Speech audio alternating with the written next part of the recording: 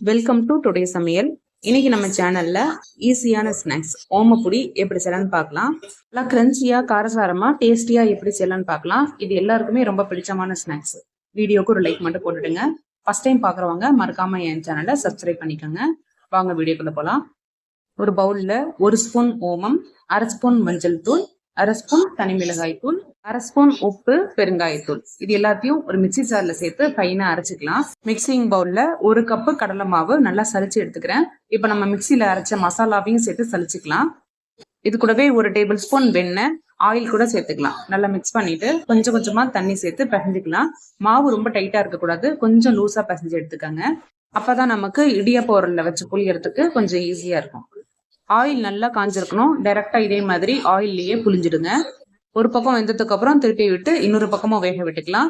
நல்லா வெந்து நுர அடங்கினதுக்கு அப்புறம் இதை ஆயில்ல இருந்து ஃபில்டர் பண்ணி எடுத்துடலாம். திருப்பி போட்டு இது பொரியும் பொழுதே தேவையான கருவேப்பிலையும் தூவிக்கலாம். கண்டிப்பா மாவை பிசையறதுக்கு முன்னாடி நல்லா சலிச்சுட்டு பிசைங்க. அப்பதான் கண்ணு அடைக்காம வரும். நல்லா கிறிஸ்பியான ஓமப்பொடி ரெடி.